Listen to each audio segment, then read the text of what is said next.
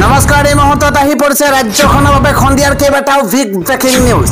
আজি 25 জুন অসমৰ লগতে ভাৰতৰ বিভিন্ন প্ৰান্তৰ পৰা এনে ধৰণৰ খবৰসমূহ নিতৌ চাবৰ কাৰণে চেনেলটো সাবস্ক্ৰাইব কৰি ভিডিঅ'টোত এটা লাইক কৰি দিব। এই মুহূৰ্তত জনাই আছো এটা ব্ৰেকিং নিউজ। কংগ্ৰেছে যিমানেই বিৰোধিতা কৰিব সিমানেই ৰাজ্যত হ'ব উচ্ছেদ অভিযান। এই মন্তব্য কৰিছে ৰাজ্যৰ মুখ্যমন্ত্ৰী হিমন্ত বিশ্ব শৰ্মাই।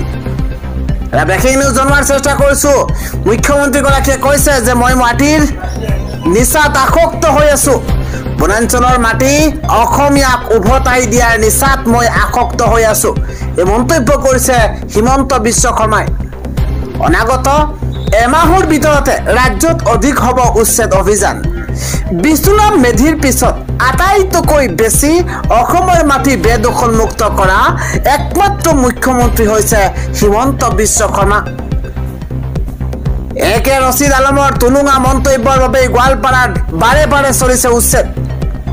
ৰচিদ আলমৰ মন্তব্যই বিষয়াক ফাইল খুলিবলৈ বাধ্য।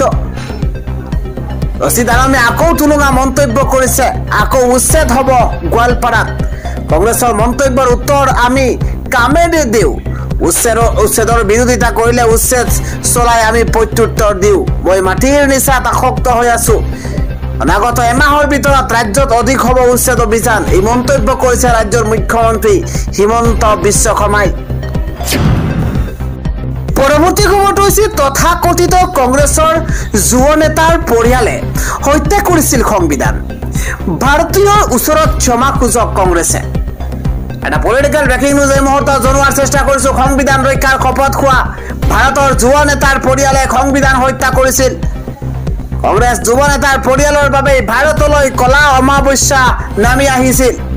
জালিয়ানৱালাবাগ লগতে হিৰোশ্বিমা নাগাচাকিৰ বাবেই আমেৰিকাৰ বহু ৰাষ্ট্ৰপতিয়ে ভুল স্বীকাৰ কৰে, কিন্তু আজি পৰ্যন্ত কোনো কংগ্ৰেছ নেতাই জৰুৰীকালীন অৱস্থাৰ বাবে ক্ষমা খোজা নাই। বিগ ব্ৰেকিং ডাঙৰ খবৰ এই মুহূৰ্তত জনোৱাৰ চেষ্টা কৰিছো, কিন্তু আজি পৰ্যন্ত কোনো কংগ্ৰেছ নেতাই জৰুৰীকালীন অৱস্থাৰ বাবে ক্ষমা খোজা নাই। সংবিধান অৱমাননাৰ কথা কোৱা কংগ্ৰেছেই ভাৰতৰ কলংকিত অধ্যায় নমাই আনিছিল। সংবিধান অৱমাননাৰ কথা কোৱা কংগ্ৰেছেই ভাৰতৰ কলংকিত অধ্যায় নমাই আনিছিল। সংবিধান হত্যা কৰা কংগ্ৰেছে ভাৰতৰ ওচৰত ক্ষমা খুজিব উচিত আৰু কেতিয়াও গণতন্ত্ৰ ধ্বংস নকৰো বুলি কংগ্ৰেছে প্ৰতিশ্ৰুতি দিব লাগে। ক্ষমা নোখোজে পৰ্যন্ত সংবিধান ৰক্ষাৰ কথা কোৱাৰ অধিকাৰ নাই কংগ্ৰেছৰ। 1975 চনৰ 25 জুনক সুঁৱৰি মুখ্যমন্ত্ৰীৰ বিস্ফোৰক মন্তব্য। সংবিধান ৰক্ষাৰ শপত খোৱা ভাৰতৰ যুৱ নেতাৰ পৰিয়ালে সংবিধান হত্যা কৰিছিল মন্তব্য কৰিছে মুখ্যমন্ত্ৰী হিমন্ত বিশ্ব শৰ্মাই। আন এটা খবৰ হৈছে মুছলমানৰ বাবে মই আজীৱন যুঁজি যাম। এইবাৰ মুকলি আকাশৰ তললৈ ওলাই আহিছে সংখ্যালঘু নেতা মুছাব্বিৰ আলী আহমেদ। শেহতীয়াকৈ মুছাব্বিৰ আলী আহমেদক খোজাই আৰক্ষীয়ে গ্ৰেপ্তাৰ কৰিছিল আৰু আজি অৱশেষত মুকলি আকাশৰ তললৈ ওলাই আহিছে সংখ্যালঘু নেতা মুছাব্বিৰ আলী আহমেদ। মুছাব্বিৰ আলী আহমেদে মুকলি আকাশৰ তললৈ ওলাই আহি কেতবোৰ মন্তব্য কৰিছে। বিগ নিউজ জনোৱাৰ চেষ্টা কৰিছো। অৱশেষত মুকলি আকাশৰ তললৈ ওলাই আহিছে মুছাব্বিৰ আলী আহমেদ। জামিন মঞ্জুৰ কৰা হ'ল মুছাব্বিৰ আলী আহমেদৰ। বিজেপিৰ হাবিব মহম্মদ চৌধুৰীৰ বিৰুদ্ধে বিৰূপ মন্তব্য কৰিছিল মুছাব্বিৰ আলী আহমেদে। উজাইৰ কেইবাখনো থানাত মুছাব্বিৰ আলী আহমেদৰ বিৰুদ্ধে দাখিল কৰা হৈছিল এজাহাৰ। উজাইৰ আৰক্ষীয়ে মুছাব্বিৰক গ্ৰেপ্তাৰ কৰি জেল হাজতলৈ প্ৰেৰণ কৰিছিল। জেলৰ পৰা মুকলি আকাশৰ তললৈ আহি পুনৰ বিস্ফোৰণ ঘটাইছে মুছাব্বিৰ আলী আহমেদে। মুছাব্বিৰ আলী আহমেদে কৈছে যে সংখ্যালঘু মুছলমানৰ হকে আজীৱন সংগ্ৰাম কৰি যাম। মুছলমানৰ বিৰুদ্ধে যিসকলে ষড়যন্ত্ৰ কৰিব তেওঁলোকৰ বিৰুদ্ধে সংগ্ৰাম অব্যাহত থাকিব।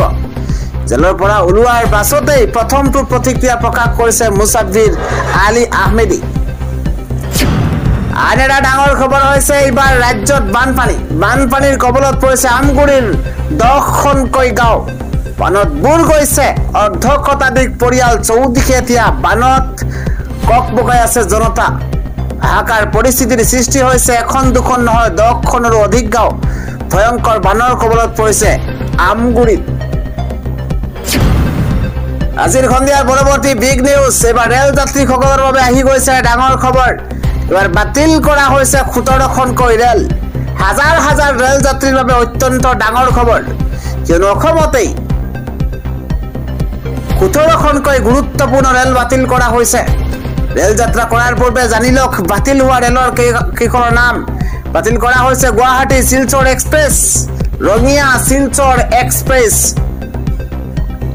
তাৰ পাছতে নহৰলগুন শিলচৰ এক্সপ্ৰেছ আদিকে কৰি এইদৰে 17খনকৈ গুৰুত্বপূৰ্ণ ৰেল অসমত বাতিল কৰা হৈছে হাজাৰ হাজাৰ ৰেল যাত্ৰীৰ বাবে এয়া অত্যন্ত ডাঙৰ খবৰ আন এটা ব্ৰেকিং নিউজ এই মুহূৰ্তত জনোৱাৰ চেষ্টা কৰিছো 12 দিনীয়া বিশ্বকাপৰ যুদ্ধৰ অন্ত পৰিছে যুদ্ধ বিৰতি মানি লৈছে ইৰাণ ইজৰাইলে এই মুহূৰ্তত বিগ ৱাৰ ব্ৰেকিং এই মুহূৰ্তত জনোৱাৰ চেষ্টা কৰিছো বন্ধ হ'ল 12 দিনৰ শ্বাসৰুদ্ধকৰ যুদ্ধ বিশ্বকাপৰ ইজৰাইল ইৰাণে মানি ললে যুদ্ধ বিৰতি আনুষ্ঠানিকভাৱে ঘোষণা আহিল দুই দেশৰ মুৰব্বীৰ পৰা যুদ্ধ বিৰতি মানি লৈছে যুদ্ধ বিৰতিৰ পাছতেই ইজৰাইল ইৰাণত প্ৰত্যাহাৰ কৰিছে সকলো নিষেধাজ্ঞা এটা বিগ ৱাৰ ব্ৰেকিং জনোৱাৰ চেষ্টা কৰিছো ইৰাণৰ যুদ্ধ যুদ্ধ বিৰতি চুক্তি কৰিলেও গাজা আকৌ চলিব আক্ৰমণ হামাছৰ বিৰুদ্ধে আক্ৰমণ অব্যাহত থকাৰ হুংকাৰ এবাৰ ইজৰাইলৰ বন্ধ হ'ল 12 দিনৰ শ্বাসৰুদ্ধকৰ যুদ্ধ পৰৱৰ্তী খবৰটো হৈছে বিজেপিত যোগদান কৰিব নেকি এবাৰ বিধায়ক অখিল গগৈয়ে অখিলৰ শৰ্ত এবাৰ বিজেপিলৈ এটা বিগ পলিটিক্যাল ব্ৰেকিং নিউজ বিজেপিত যোগদান কৰিব নেকি অখিল গগৈয়ে বিজেপিত যোগদান কৰাৰ বাবে শৰ্ত ৰাখিলে অখিল গগৈয়ে ডাঙৰ খবৰ এই মুহূৰ্তত জনোৱাৰ চেষ্টা কৰিছো মুছলমানক 100 টকাত আৰু হিন্দুক 25 টকাত পেট্ৰল দিলে বিজেপিত যোগদান কৰিব অখিল গগৈয়ে এই মুহূৰ্তত বিজেপিক শৰ্ত বান্ধি দিছে অখিল গগৈয়ে মন্তব্য কৰিছে এবাৰ সভাপতি ৰাইজৰ দলৰ সভাপতি অখিল গগৈয়ে শৰ্ত মানিলে বিজেপি যোগদান কৰিব শৰ্ত হৈছে মুছলমানক 100 টকাত আৰু হিন্দুক 25 টকাত পেট্ৰল দিলেই বিজেপি অখিল গগৈয়ে যোগদান কৰিব বিগ নিউজ শৰ্ত মানিলে আনুষ্ঠানিকভাৱে বিজেপি যোগদান অখিল গগৈয়ে মন্তব্য কৰি দিয়া ৰাজ্যজুৰি তীব্ৰ প্ৰতিক্ৰিয়াৰ ঘোষণা হৈছে আন এটা খবৰ হৈছে চৰকাৰৰ মুখ থেকে সাইবাৰ ন্যায়ালয়ৰ হিন্দু এলেকাত মুছলমানে কৰিব পাৰিব ব্যৱসায় হিন্দু অধ্যুষিত অঞ্চলত ব্যৱসায় কৰিব পাৰিব মুছলমানে ডাঙৰ খবৰ ব্ৰেকিং নিউজ জনোৱাৰ চেষ্টা কৰিছো ব্যৱসায় বাণিজ্য কৰাত কোনো ধৰণৰ বাধা দিব নোৱাৰিব মুছলমান ব্যৱসায়িক উচ্চ ন্যায়ালয়ত বিয়াকৈ মুখ থেকে খাইছে হিন্দু নেতাই গুজৰাট উচ্চ ন্যায়ালয়ৰ ডাঙৰ নিৰ্দেশনা ডাঙৰ খবৰ এই মুহূৰ্তত আন এটা খবৰ হৈছে দুখীয়া পৰিয়ালৰ যুৱতীৰ বিবাহৰ খৰচ কৰিব এবাৰ চৰকাৰে দুখীয়া পৰিয়ালত যুৱতীৰ বিবাহৰ খৰচ বহন কৰিব চৰকাৰখনে কন্যাক বিয়া দিবলৈ পৰ্যাপ্ত ধন নথকা পিতৃক সহায় কৰিব চৰকাৰে এটা ভাল খবৰ এই মুহূৰ্তত জনোৱাৰ চেষ্টা কৰিছো কন্যাক বিয়া দিবলৈ পৰ্যাপ্ত ধন নথকা পিতৃক সহায় কৰিব ৰাজ্য চৰকাৰে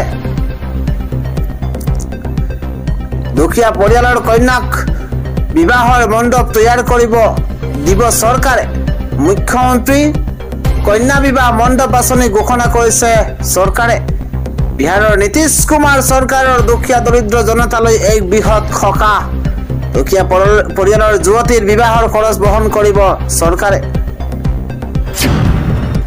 পৰৱৰ্তী খবৰটো হৈছে খঙত অগ্নিকৰ্মা হৈ পৰিছে ডনাল্ড ট্ৰাম্প ইৰাণ নহয় ইজৰাইলে ভুল কৰিছে ইজৰাইলক আৰু কোনো সহায় নকৰে আমেৰিকাই আন এটা খবৰ হৈছে 25 জুনৰ পৰা